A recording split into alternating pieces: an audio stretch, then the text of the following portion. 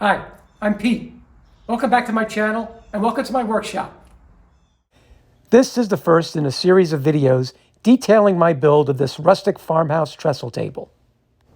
This first video will concentrate on the building of the tabletop.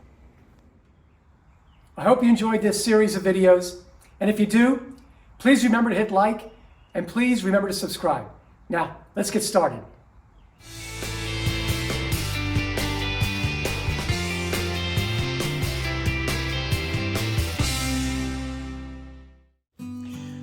I recently completed my very first commissioned client build.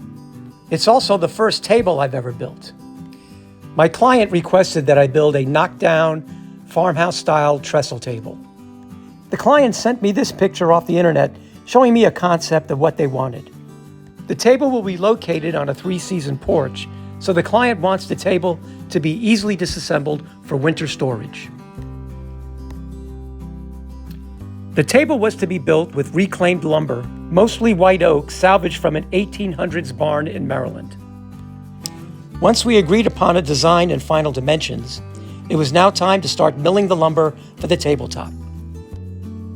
The first step is to get a perfectly flat edge on these old weathered boards. I'll be using my 6-inch joiner. It's crucial that the joiner fence and table are set to 90 degrees. This is one of the most important steps to guarantee a flat glue-up of the tabletop.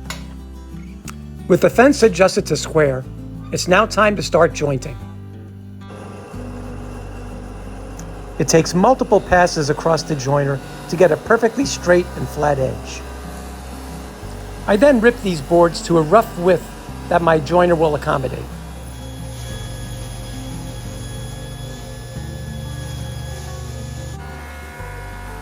With the boards now ripped to a dimension that'll fit the joiner, I now joint the face to be perfectly square to the jointed edge. This took multiple passes.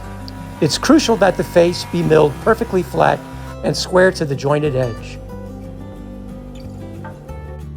It's now time to set up the thickness planer. The planer is used to bring the boards to a uniform thickness, in this case 1 1/4 inches. After many passes taking off no more than 1/16 of an inch at a time, all the boards have been planed to a uniform thickness of 1 1/4 inches. Now it's time to arrange the boards for visual appearance. You obviously want the best side facing up, but it's also important to arrange for grain pattern and color of the boards. Once the arrangement looks good to my eye, I send these pictures over to my client for their final approval. The client approved, and now it's time for glue up. The first step in glue up is to mark for biscuit slots. I'll be placing biscuits approximately every 8 inches along the length of the boards. It's important to note that the biscuits are not there for strength. The biscuit's sole purpose is to help with alignment of the boards during glue up. It'll keep them from shifting. I marked the boards with numbers to keep track of their position. I now cut the biscuit slots with my trusty old biscuit joiner. Time for a dry fit with the biscuits before glue up.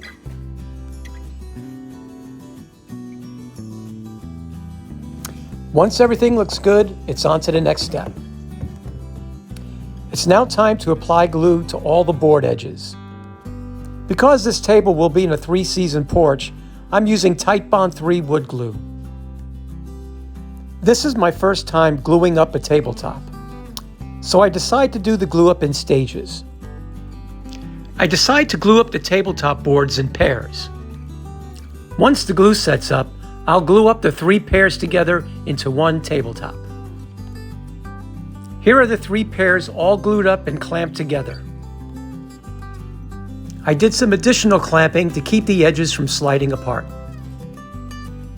I let the glue set overnight, removed the clamps, and here's the final result. It came out great, so now it's on to sanding. Now is not the time to rush through the process. I take my time and sand both sides of the table, starting off with 80 grit, then moving up to 150 grit, and then finally 220 grit.